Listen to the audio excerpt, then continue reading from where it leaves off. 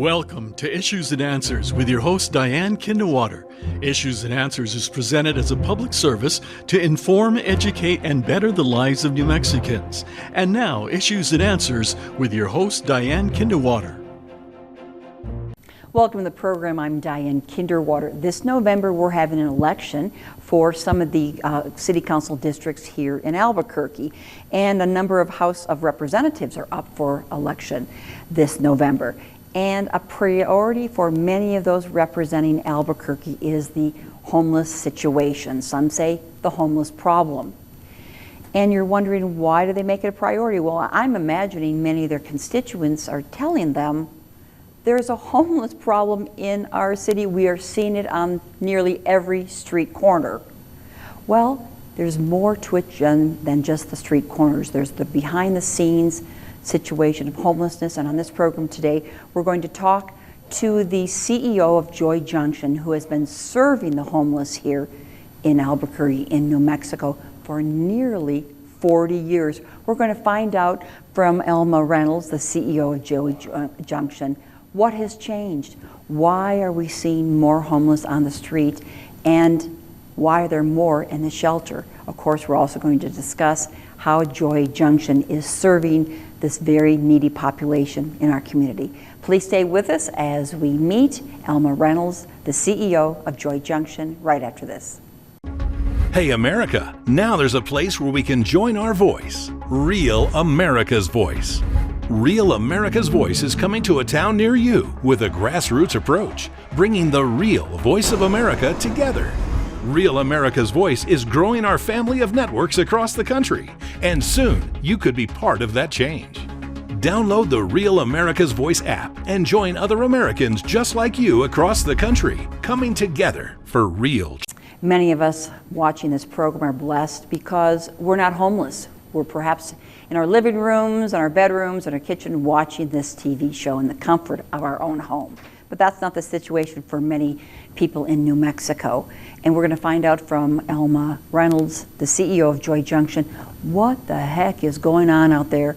Why are we seeing an influx of homeless in Albuquerque? And of course, she can really tell us about how Joy Junction is serving this community. So thank you, Alma, for not only being a part of this program today on Issues and Answers, but also for all that you and the late Jeremy Reynolds have done for our community. So welcome to the program. Well, thank you so much for having me here, and it's really a good time that having here with you talking about the issue of homelessness. It's so much going on that, you know, a lot of us might be thinking like homelessness is only like those who you have seen on the street, in the corner of the street, panhandling. But you know, there's a lot more going on that you can't see. We can't see it. You Yes. told me it's kind of behind the scenes, or actually in your shelter, and there are a number of other shelters here. We'll talk about what Joy Junction offers. A lot of different programs. We're going to do another program in the new year about all your services. But because you've worked so intimately with this population, what has happened since COVID? And really start with just kind of the basics. Why are we seeing people on our street corners? And then we'll get into the behind the scenes. Why are they out there when they weren't before? Well, a lot of person that become homeless, each of them, you know, have different stories.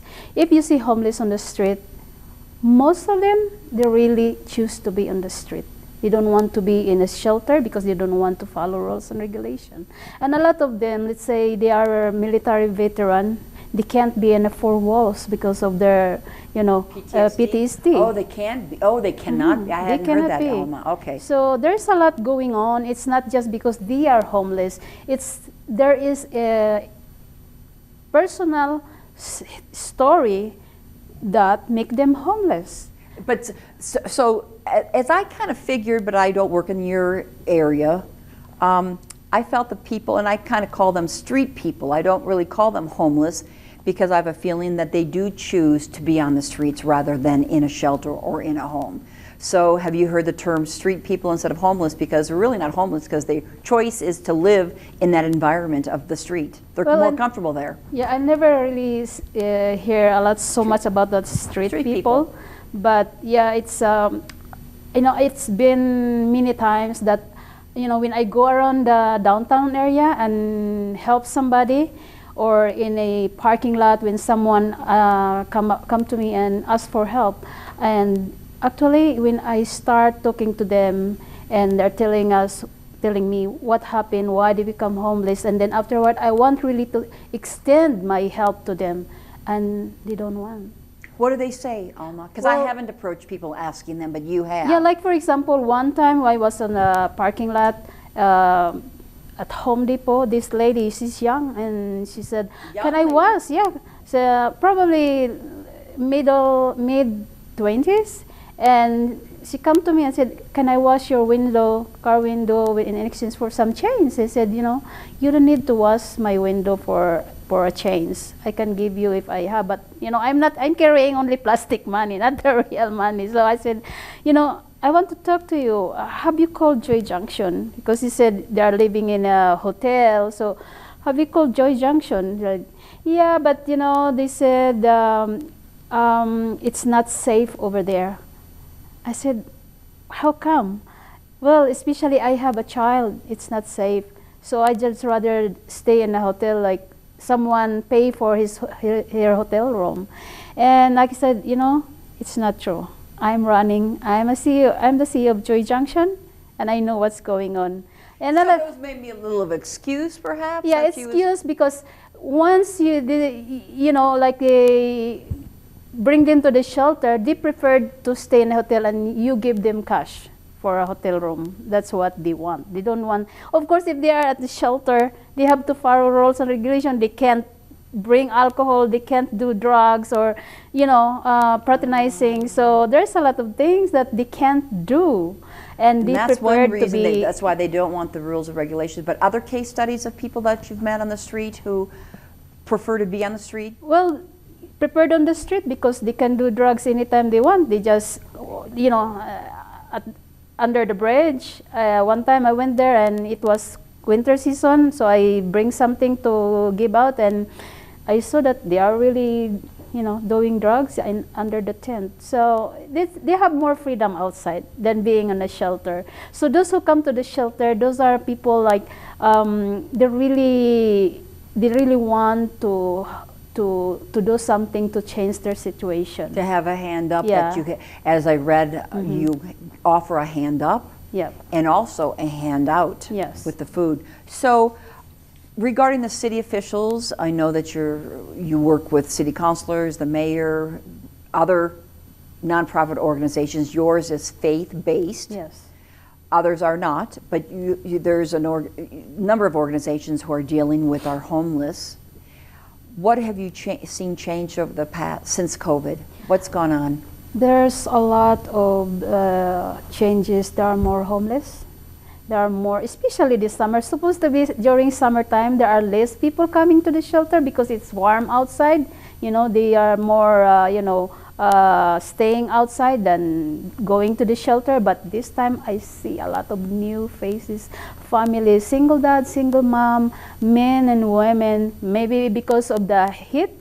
Too hot this time. Oh, it's been summer. hot. Oh, yes. It's too hot, so maybe it's really that's why too hot. Okay. they prefer to be in a homeless because it's air conditioned.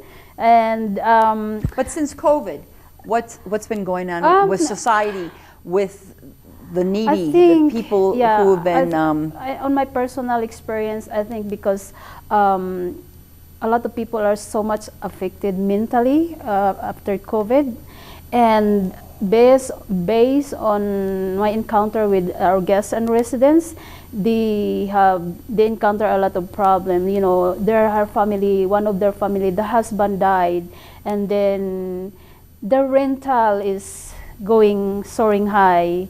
They can't afford, and they have medical issues. And being at the shelter, they don't have to worry about bills, about Sure. rent, about what to eat the next meal.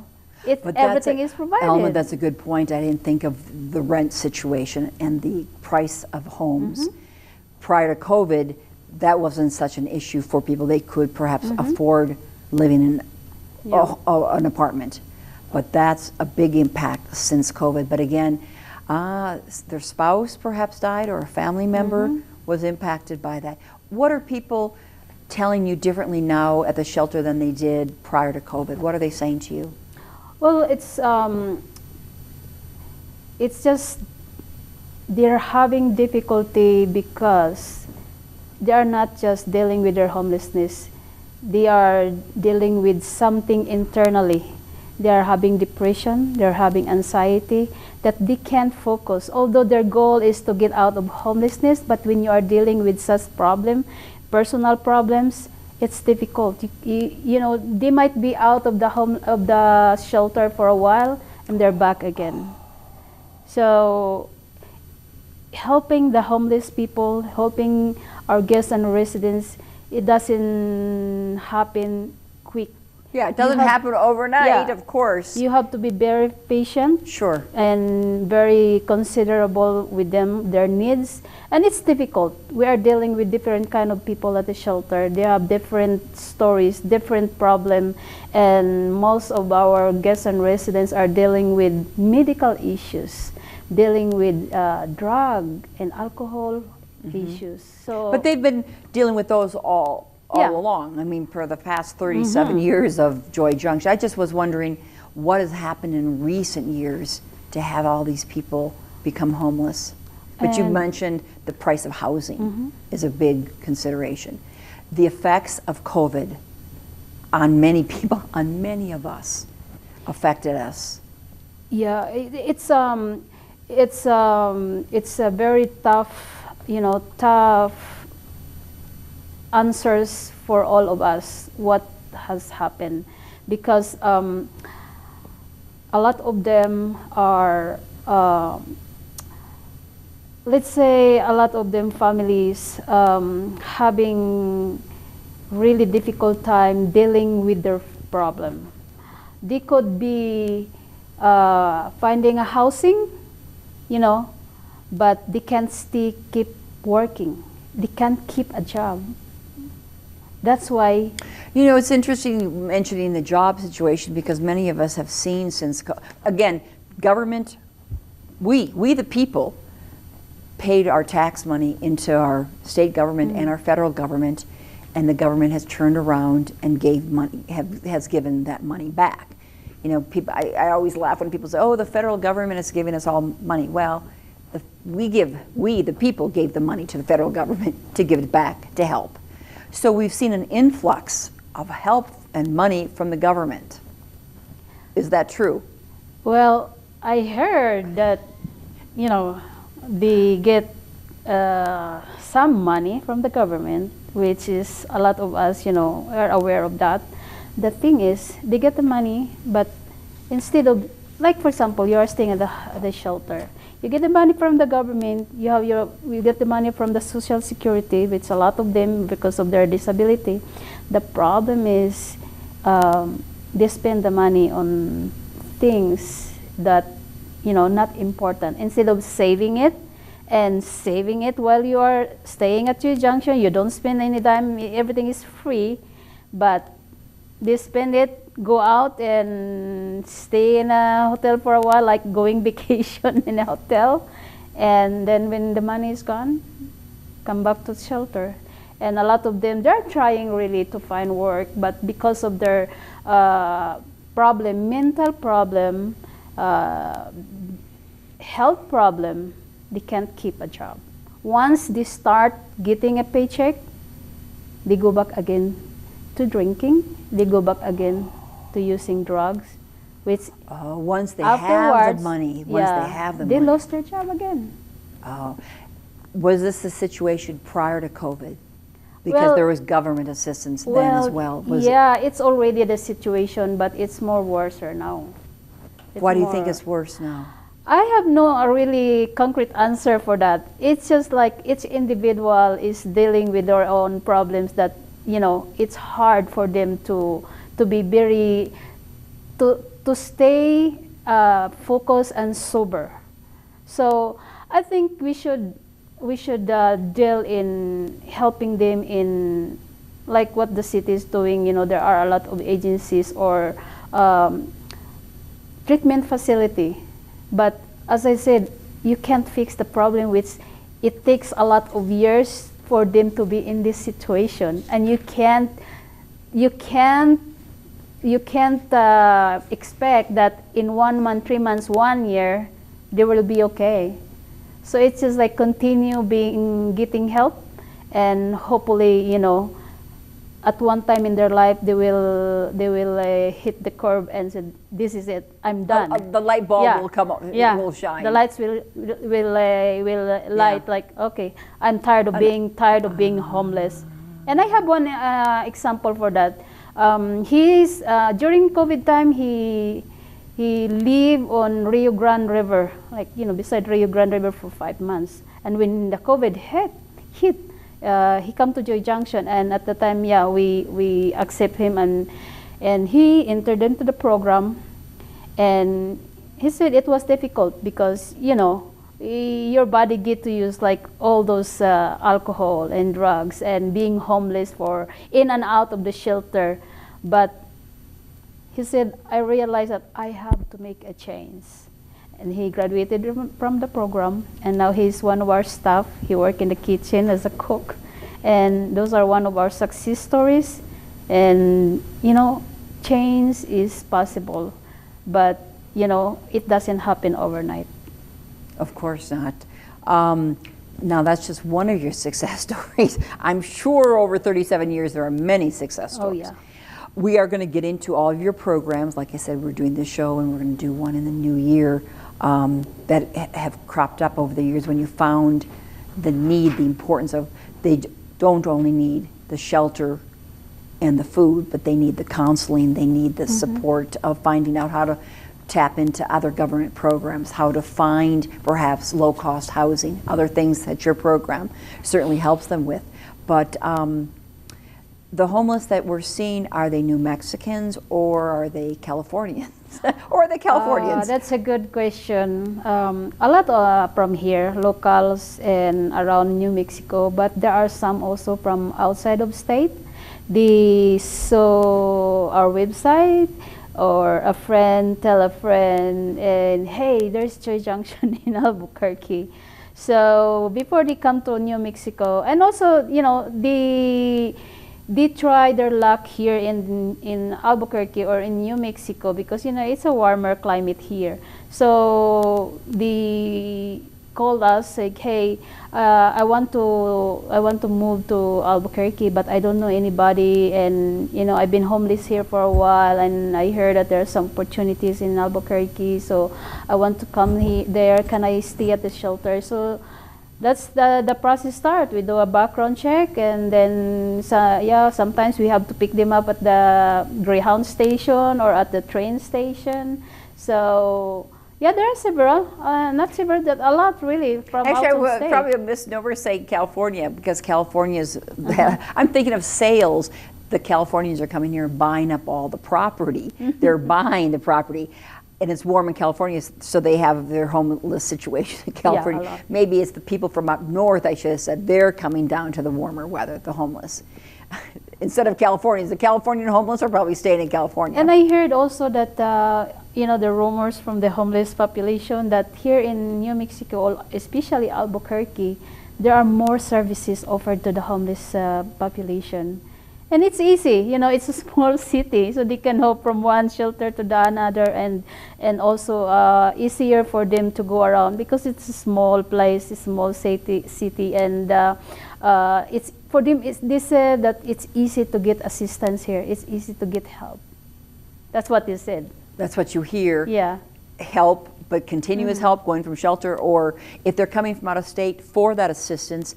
Do you do any kind of follow-up, Alma, to see if they're coming from out of state, coming to use our facilities, our shelters, our government assistance?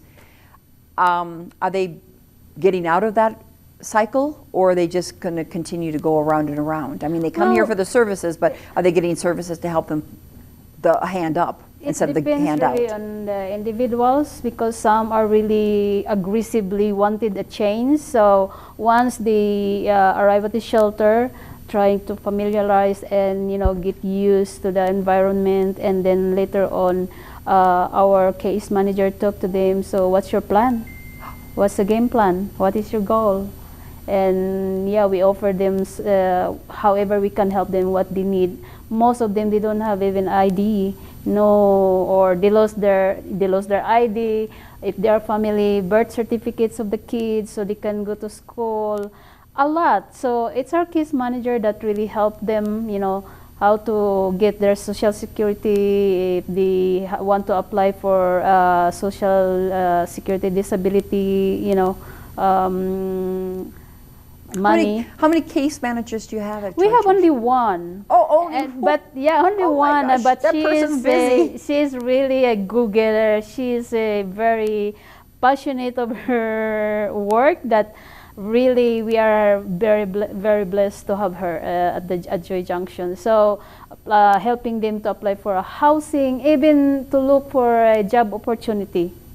One case Yeah. manager. One case manager. How many cooks do you have? Well, we have several. We have 1, 2, 3, and we have a kitchen manager and a lot of help also at the kitchen.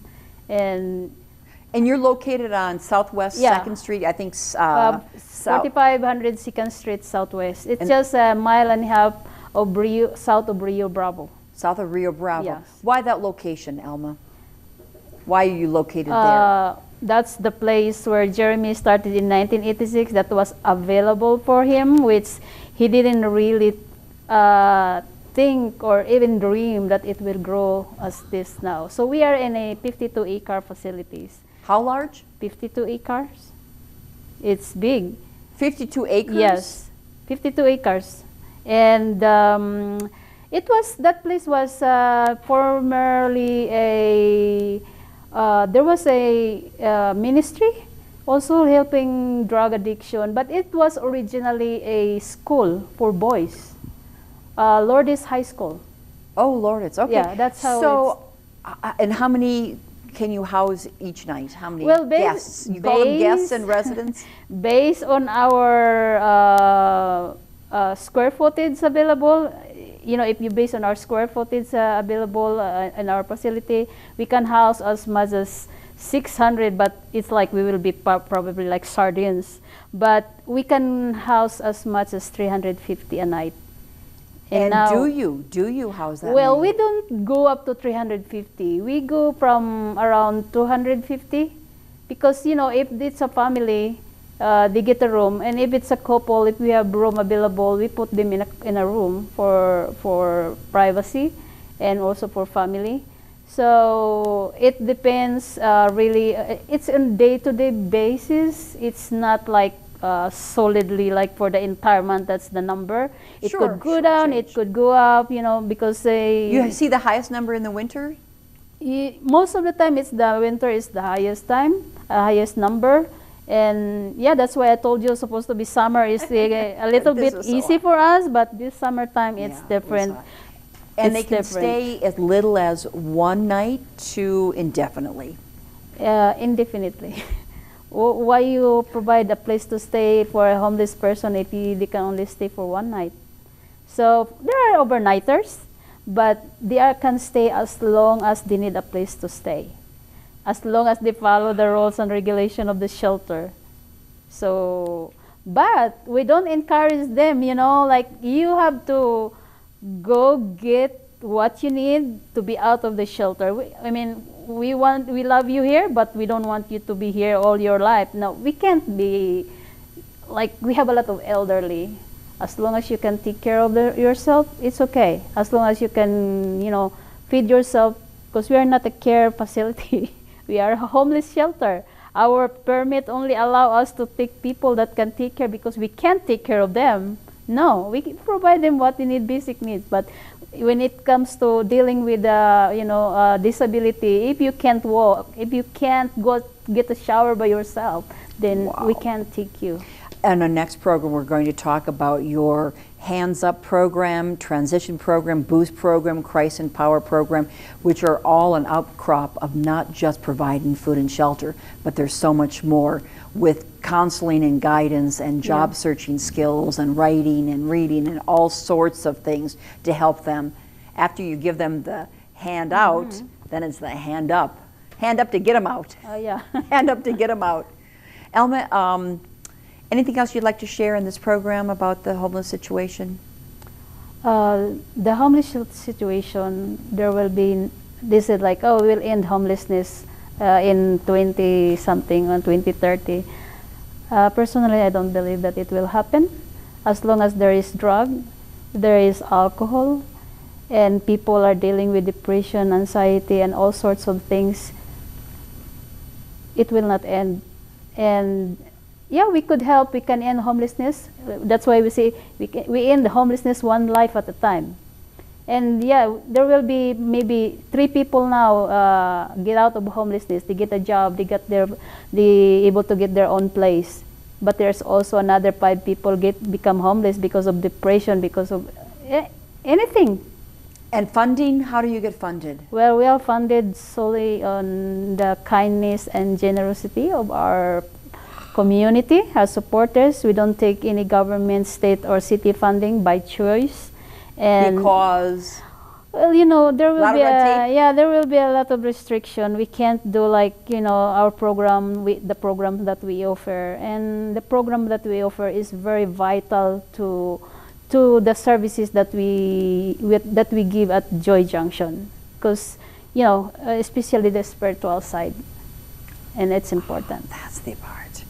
Alma Reynolds, thank you so much for, again, all you're doing in the community, for sharing your experience of what's going on with the homeless situation, and we'll keep them in our prayers and keep you, and of course, Jeremy Reynolds, so popular, and now Alma Reynolds is so popular, and we're going to invite you back to discuss all these various programs and how you've grown Joy Junction over the years.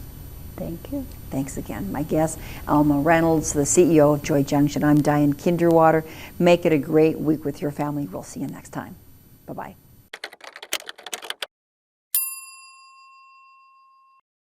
The New Mexico Modern Child Support Family Program works to benefit both parents for the purpose of improving children's lives. It provides the basics of child support, but goes further by helping parents step up to find better job opportunities that get them back on track to paying their monthly child support obligation. Find out how the Child Support Step Up program can help your modern family. Contact New Mexico Child Support today to learn more. Issues and Answers with your host Diane Kinderwater is presented as a public service to inform, educate, and better the lives of New Mexicans. To comment on today's program or to purchase a copy of any Issues and Answers program, visit sunbroadcasting.org or call us at 505-345-1991.